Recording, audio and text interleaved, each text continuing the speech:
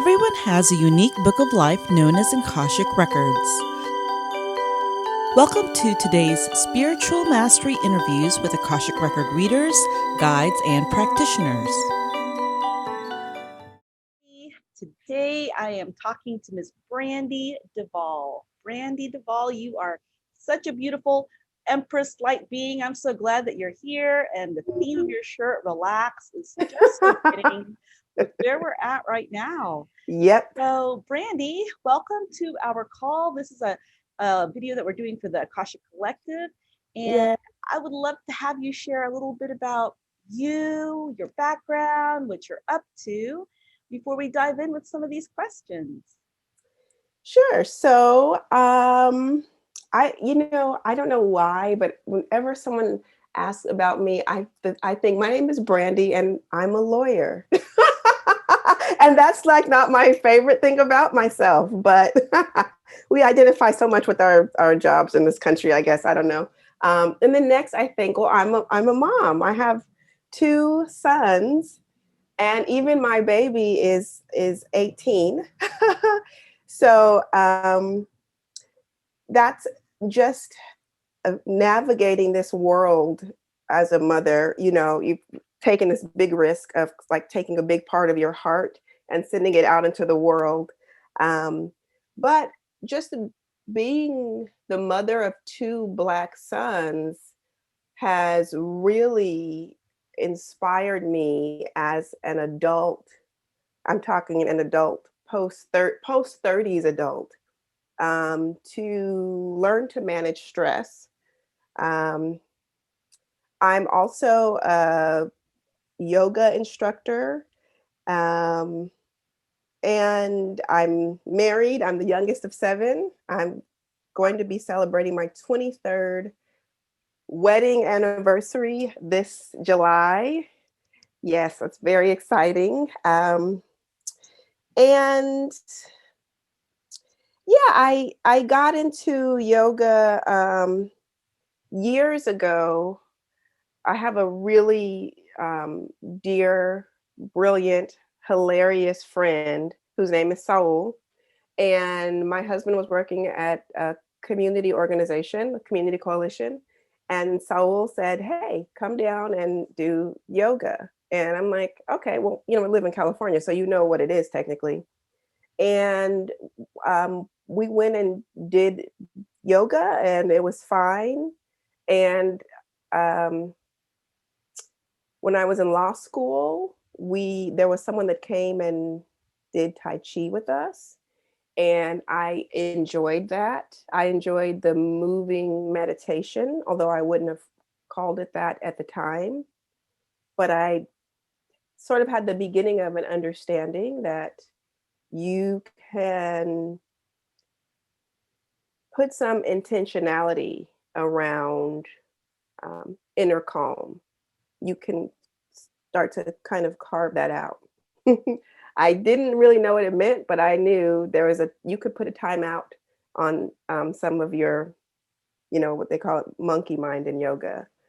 But when my niece passed, I got a humongous tax bill from the IRS. And I thought, for the first time in my life, I was not sleeping that well. And my husband and I had been involved with some African healers, and they would go into we would go to the shrine and they would do shrine work, and they would say, you guys are going to have a good life, and just stay focused and ask for help, ask your ancestors for help. So I kind of had the idea that I could turn to something I couldn't see to get help during a tough time. But maybe 5, 4 or 5 years ago, I just really got focused, and eventually went to school to do 500 entire hours of teacher training. and to cultivate this inner yogi and figure out how to share it. And so here I am. Well, it's been a beautiful journey watching you cultivating this inner yogi and seeing that calmness and that harmony and that balance showing up in your work, in how you're working as a mother, and even as a holistic practitioner. So I'm curious to ask, how do you balance those roles that you have? And I want to ask because this I think is linked to that part of the conversation titled the moving mantra. Yeah. And I'd like to ask, what is your moving mantra to balance all this stuff with the training you've had as a yogi, as well as your background with Akashic Records and ancestral work and spirituality? So I'm just curious to ask, how do you balance it all? And what is that moving mantra for you? So, um, when my husband's name is Joseph, when Joseph and I were dating, he said, balance is fleeting. That's why it's balance. And I remember his goal was to be a balanced person. And he said at the time that this could be accomplished by bringing your words and your actions into alignment. He thought that was like the path Yeah, for balance at 19, at yeah, 19 years old. sure. That's pretty. So, yeah, it is. Sometimes if I do something naughty or I say something naughty, I think, Brandie, go higher. But I remember that Joseph was there a long time ago, right? So how do I find that balance? Yeah, it's on some level, I do think a little bit about internally, I think, to just kind of be a little bit consistent. So just for myself, if I'm focusing on something in class, I always have themes to every class. And I try to carry that with me. So when I'm not in class, I try to, and maybe out of 100 steps, only two will be manifestations of me walking the walk. But that was my best for that time period. So I try to be consistent. I try to call on what it is that I've been talking about or sharing or learning, and I try to apply it everywhere. And one of my big things is not separating it out. So I don't have friends that think one set of friends will think of me as like some ruthless attorney, and the other will think of me as the yogi, right? Hopefully, if my kids are interviewed, they will say that I'm like, you know, I bring it with me. So I try to get my family to meditate with me. Um, I, as you know, and love wine, but I also bring kombucha and I bring organic foods to family gatherings. So I'm always trying to take what I've learned and then share it right away. So even in the middle of a heated conflict with, like, I'm just thinking about a conflict that I had with my brother, and whereas before I would have been really upset and my heart would have been beating fast, I thought, I actually thought, you know what to do. And even though I was talking to him, my mouth was moving, my body was engaged, but inside I was leaning into the meditation that I've been doing every day. And I was so damn impressed with myself the next day. Because the last time we had a disagreement, I was like upset for a week or two. I was upset for a very long time. But I just been like taking it with me. I don't have to choose, I don't have to decide that now is the time to crack down on my son. No, I'm going to parent like a yogi. Like, I'm going to take it with me. When I'm dealing with the opposing counsel, I'm going to take it with me. And I think that's the that's the way that I know how to bring, I guess, some balance into my work, if that makes sense, because it's hard to be a lawyer and to just to have compassion. You have to represent your client. What does Sure. it mean? Hard Yeah, to be a mother sometimes and show the softness that you have in your heart, absolutely. So Now we've discussed two of your roles, your yogi role, your legal prowess role. There's this other role that you have as this psychic intuitive. And you're very gifted with this position. And I actually see how that can influence your work as an attorney when your intuition is guiding and even picking up on where the opposing counsel may be saying an untruth. So I'm curious if you'd be willing to share a little bit about some of your background in tapping into your intuition and utilizing some of your psychic abilities in your work. So, I mentioned earlier that Joseph and I used to go to the shrine. Hmm. And one of the times that we went to the shrine, um, so when you go to the shrine, I like to just tell people because I think it's easy for them to digest that Yeah. it's like going to see a medicine man or a medicine woman.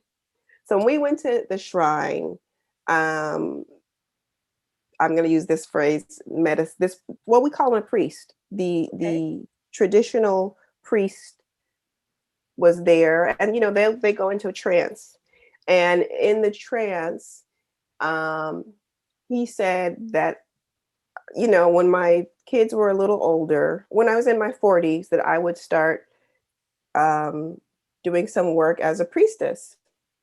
And years later, I had a dream that I was negotiating this timeline with some, I'll call them beams of light.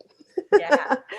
And so it has been in my mind. And, my family is known for their dreams and their instincts. Wow.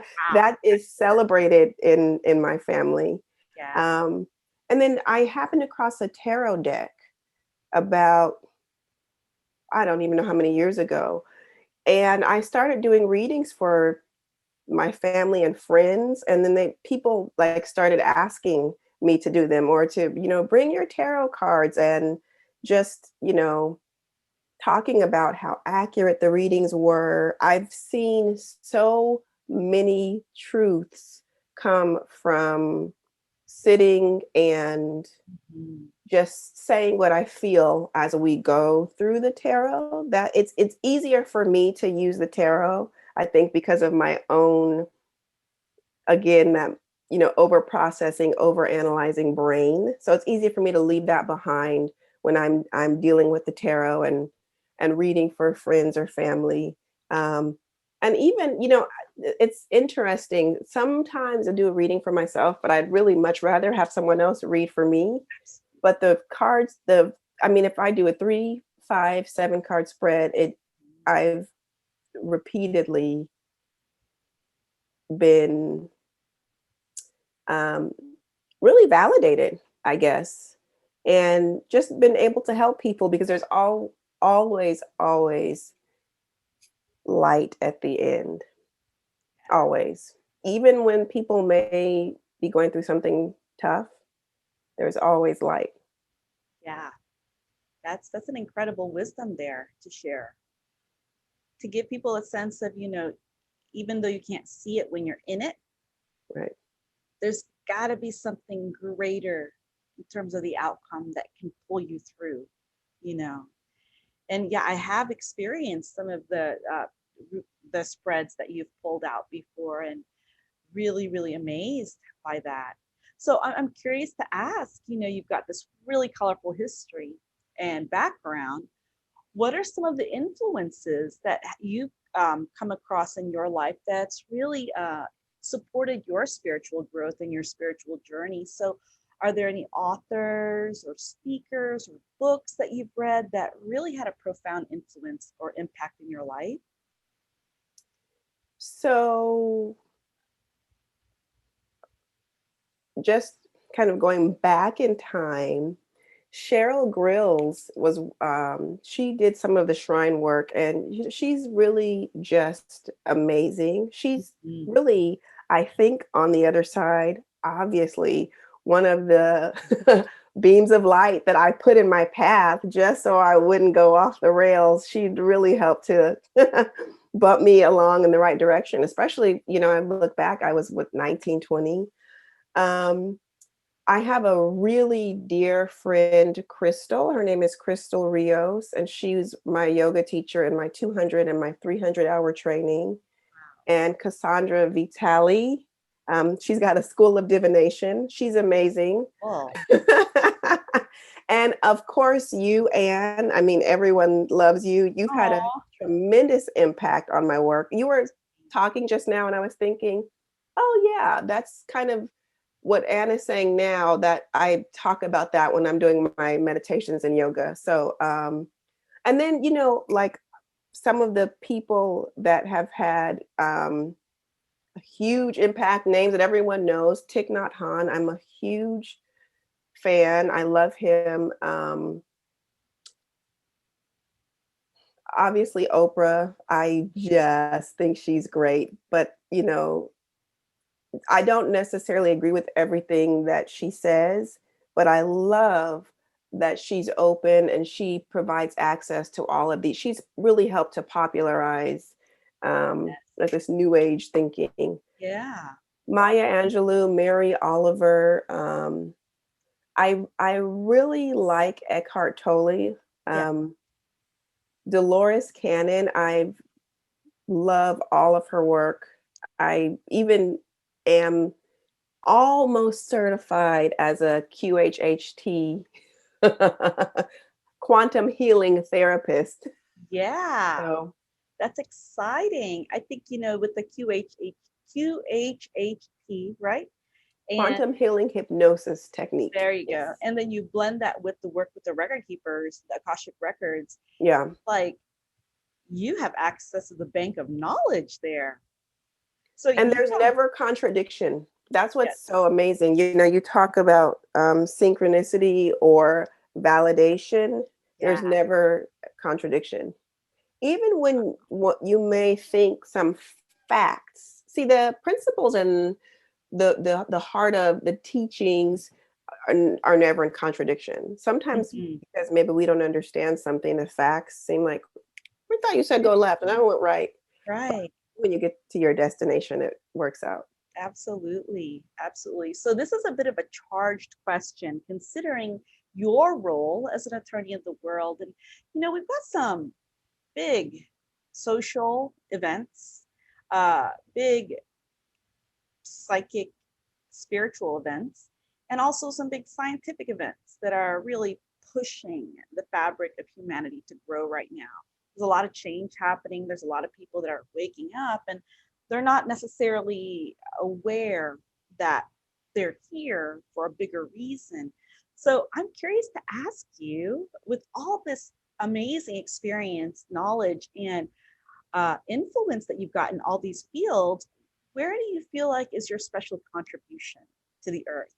What would you say called you back to be a part of the support crew? I think in a very immediate way, I, within my own family, I have the honor of being able to remind people, friends and family, and those that I'm close to, that there's always a chance to go higher. We can always elevate to a higher frequency and vibration. So I've really been actually articulating that in the last year. I say it to myself. Yeah. I say it to family when there's conflict, because my family's had a rough year. So I've been saying that to the heads of the family. I've been saying this is our time to go higher. Yeah. But I think so. Taking that, which is, it almost feels like something I can hold in my hand. We're in a conflict. Wait, let's go higher. Taking that mindset and letting the world see that there are professional Black female yogis out there who want to talk about compassion, who want to be role models, who want to make these tools available to people who might think, well, I have a lot of anxiety and I'm not very flexible, but I just can't do yoga. You need yoga. Exactly. Come with me. Come on. So It's that's I think that's a big part of what I'm here to do. And it's a very unique challenge. oh, I have lots of professional friends of different, colors and genders, okay? Or, well, Caleb says gender's not real. So I'll just say lots of professional Black friends, lots of professional white friends, and everyone in between. there you go. Um, but it's been a unique challenge to get professional Black women to participate um, in yoga. It's Wow. really interesting. And even when I talk to some of my lawyer friends, they clearly need to do something to help um, de-stress, to extend their lives Yeah, and to absolutely. help ensure that they live long, healthy lives. And yet there's a lot of resistance. Why do you think that's so? Why do you think? Because you're clearly breaking the box wide open. You break a lot of the stereotypes, and I love it so much. African American dreadlock woman, professional, total badass, psychic yoga, tarot cards. I mean, and I know we don't see it right now, but you had just shown me earlier. You were like, "Oh, let me move my music stand." I'm like, "Oh, and musician." So I'm just curious because that is an important aspect of the work you do is getting through in a way to people to help them see where they may be stuck in their own patterns or beliefs. So why do you feel that certain professions, certain cultures, even certain groups are resistant to yoga or meditation or any means of getting in touch with that going higher? I think that the bottom line is fear. Um, some people might be confused about how to incorporate yoga with their religious beliefs. And so, Wow, yeah. if you have a traditional, um, specifically Christian religious belief, then you might have heard something that has maybe served as a barrier between you and yoga. And for those people, I say, if you give it a chance, there's nothing at all involved in yoga that is in any way conflicts with Christianity. So, but you have to be curious Yeah, to sure. to you got to be willing to try it. Um, but beyond that, I think that if people maybe aren't even curious, or people who know they should do it but they don't. I have one friend in particular in mind that I've been thinking about this week. I think it's because sometimes when you stop and sit in that soup, like this is who Mhm. I am and this is how I feel. Um, Sometimes it's really scary, but people just don't want to. We identify a lot with our painful experiences. We identify a lot with anxiety. And sometimes rather than face it, we want it to immediately stop, or we just kind of stuff it down. So, entire industries are made and maintained um, based on this. What I really see is kind of a deficit, a cultural deficit. Yeah. So I think people really are afraid to stop and breathe. Now, do you think it's the wording or the concept tied to the wording? Because when you tell people yoga, you get this image of somebody in tights, very fit, natural foods, just a real beautiful, healthy young man or woman. So for some people who may feel overweight or have anxiety, sometimes the word itself can contain this self-judgment. Yeah. So I wonder whether playing around with words really helps to open other doors for people to feel comfortable. Because, you can say, hey, come stretch with me. Yeah. It's like, oh, stretching. People do that all the time. You do that when you first wake up in the morning. You might even do that in bed. Hey, Yep. come stretch and breathe with me. Oh, okay, I can do that. I already do that. So then you put the word yoga in and it creates this, oh, I got to know poses now. A pressure. Yeah, it creates this pressure. And the reason why I found it difficult to actually go to yoga classes is because I felt a pressure. But when Yeah. I just do my own practice and integrate new things that I learned, like I was in one of your yoga classes, which kicked my butt. Holy cow. I was like, yeah, 30 minutes. I was like, I'm sweating in places I shouldn't. So anybody who's watching this, go to yoga with Brandie, or stretch and breathe, Brandie. So yeah, I think that we have to have a different relationship Yeah. even with the words in society, Yeah. that we're having to recreate new means to reach people where it becomes a neutral thing. Yep.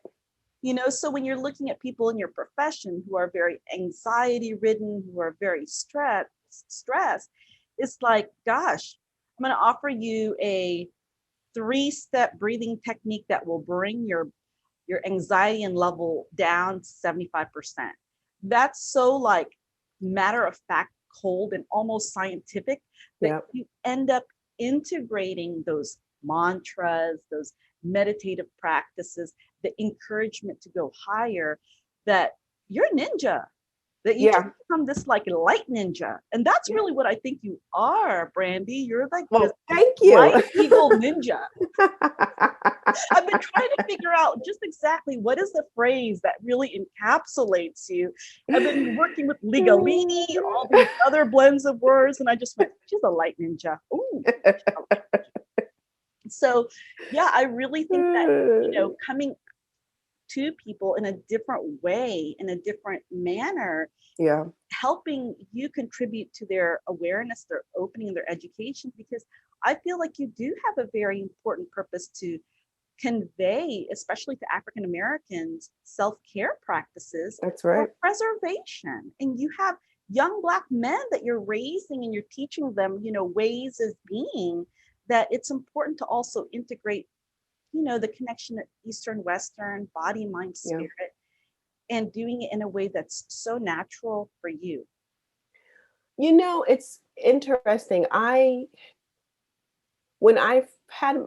used to have my own practice. I work for the state now, but when I was in private practice, I would go to prisons, and there was this program in prison called Stinkin' Thinking, and the goal was to help inmates eliminate some of their negative thoughts and their negative, which lead to negative behaviors. Yeah. And one of the things that my clients would say, I would say, they had to prove to the board that they had tools, the parole board, that they had tools and skills, and that they could cope with stress.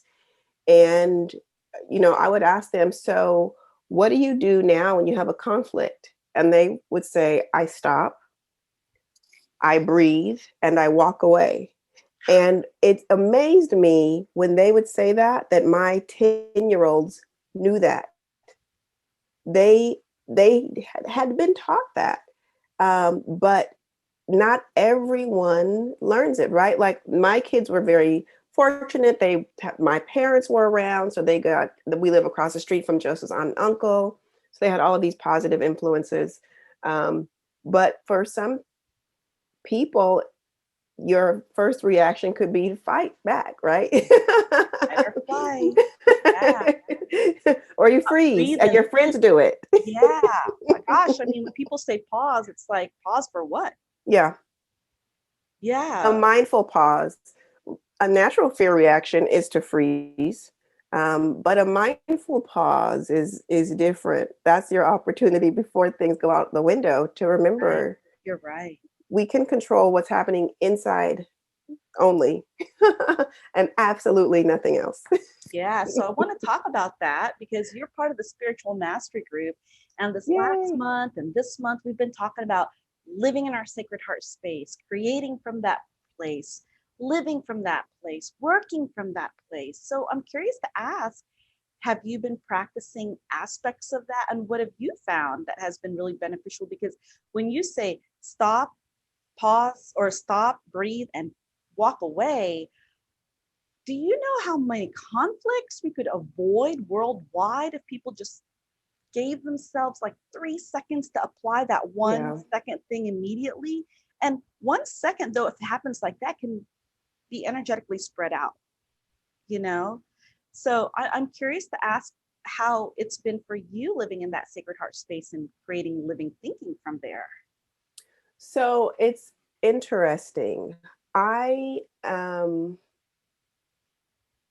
was really inspired by some of what you shared in one of our classes where you talked about this idea that we could live the life of our dreams, that we could experience heaven on earth. Um, and I was thinking, and I like to do sometimes I'll do like a visualization or meditation in class. And I thought, you know what? Tomorrow I teach a night class. So I said, what we're going to do tonight is starting right now, we are going to accept that everything's going to go our way tomorrow. Everything's going to go your way. And so the next day, I just woke up with that. And I actually stayed in that space. My youngest, so the night class, my husband does the night class because it's not like the one that you did, which is turned up. This is like a relaxed, totally sleepy Yes, time yoga. it's beautiful. I And love it. it well, the thing is, sometimes we think we are going to do some of this or that to wind down so we can get a good night's sleep. But the truth is, sometimes we can't sleep because we have anxiety about what's to come, about the next day. Yeah, Sometimes it's, rumination over what's been, but often it's what is to come. And yeah, so I thought everything's going to go my way. And that's how I lived the next day. Caleb, I was indoctrinating him, right? Because he's on the other line helping with the sound and all of that. And Joseph, same thing. And we've had a pretty good week or so just by focusing on that. It's going to go my way. yeah. You set the tone for the outcome to happen. Yeah, And that really goes to show how much more in control we are of certain factors in our lives. So you can't control the stock market. You can't right. control whether, somebody's driving goofy. You can't even control what your next door neighbor is going to do. But boy, if you set yourself up to, I call win, by just putting yourself in that positive mindset that everything's going to work my way, Yep. it's like you flip a switch, you flip something in the script where the background undercurrent conversation says, the shoe's about to drop and the thing that I'm most afraid of is going to happen. So gosh, when you flip that script and you just say, things are just going my way, cool, I can actually live a day of heaven on earth. That concept of heaven on earth is something that I've embraced since I was a child, because I didn't buy into the whole Catholicism thing at all. At a really early age, I was like, wait a minute, I'm wronged. The moment I'm born, I'm just screwed. And there's no amount of praying, forgiving, novenas to ever get out of this hole. Damn, I need some yoga. So, what that came to me was the realization of, wait a minute, there's some kind of illusion that they're dangling this carrot in front of us that says, if you do this, you're going to get to have your day of heaven afterwards. It's sort of like waiting to explore the world and travel until you're retired. Yeah. And by the time you do that, now you're too old, you're too sick, you're too frail, you might be in real big debt. And it's sort of like you waited. I'm like, oh, that's the biggest lie we've been told when we got here on earth, was that you get to create your dream life and you can live heaven on earth every day. So start now. And it's sort of like, wow, you mean that's the permission that God gave us, that Spirit gave us by giving us this gift to come here on earth. That's right. And don't wait. That changes it, because it makes people realize, oh, that means my time is precious. Yeah. I want to do something with that time. Yep. So on that note, I am curious, Miss Brandie, because your time is precious as well. What do you have to offer our community? Is it something like a class or readings that you're doing? I am curious to know what you have to share with the world. So we've talked quite a bit about what is my baby, my yoga classes. I have 2 classes that I teach. I teach a Thursday night, 8:30 sleepy time yoga class, and it's usually about 30 minutes long. And it's currently we're doing the classes on Zoom. That's been pretty successful. It gives people who don't have a lot of yoga experience and those who do an opportunity to really cultivate their own practice. And then I have the Sunday, same thing. The Sunday class is 10:30 a.m. And that's more of a fiery strength building class. Both focus on meditation throughout, but one is for unwinding and the other is there's a little bit more of an emphasis on, like I said, strength and breaking the sweat. So those are my major things. I'm also hoping to launch a YouTube channel with some videos, I have some ideas about a couple of different series that I want to do. Yoga for jerks, things like that. Jerks, lawyers, and teenagers, 2 of the most difficult groups of people that we know. That's awesome. I think that you will actually get people that attend.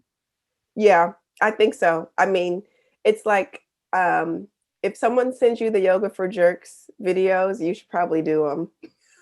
Yeah, absolutely. Oh my gosh. Tells you how you're showing up in the world. If somebody sends me a Yoga for Jerks video, I'm going to eat my shorts. I'll be like, okay, I'll do it. How did they know? How did they know I was being an asshole? Well, I really want to do it yoga for assholes and anxiety. That's really my first series. And then it'll be yoga for assholes and teenagers and yoga for assholes and lawyers. So awesome. Those are the 3 that Caleb and I have been tossing around. Well, I think it's super direct. Yes. There's no fluff in it. And the fact that we can laugh about it actually goes to show that's where the light needs to go. I'm with you 1,000%. Oh, you can share that video in the Akashic Collective community, not because there's jerks there, but because there may be people there that know jerks that can share that with the rest of the world. So there will be people there that know jerks. Well, Brandie, what about your readings? Are you offering any readings right now? I do tarot readings. I'm doing the QHHT. Actually, I need 5 volunteers. I can't charge for them. So this is an opportunity to get a QHHT reading for free. Oh, sign me up then. I need 4 volunteers. 4 volunteers. I'm not going to sign up other people. So you guys know now, if you're watching this video, it's a very limited time offer. There's only 4 spots left. There's only 4 spots left. Oh my gosh. What a fun time. I gotta tell you, every time I talk to you, Brandie, we just lift each other's vibes. I just feel so good and so high and happy every time Oh, I get a chance to talk me to you too. and share with you. I don't even need drugs. We just got to start laughing and it builds up all those pheromones and good stuff. Yes, So I agree. I thank feel the same you. way. It's always a pleasure, always. Absolutely. Well, I will be sharing your information, your website, and that beautiful picture that you shared, which is highly flexible. I'm just telling you guys now, this is a flexible queen right here. And don't forget, we have 4 QHHT spots left. So I know those slots will be booked up before the end of the day. Oh, And I'll good. make sure to let people know how to reach you and where to find you. And Okay. I just want to bless you up, Miss Brandie, because you really are a high empress, light being, legal ninja. And you are doing your magic in the world. And I'm just grateful that you are here to make that impact. So, Well, thank you so much, and I sure do appreciate it. absolutely.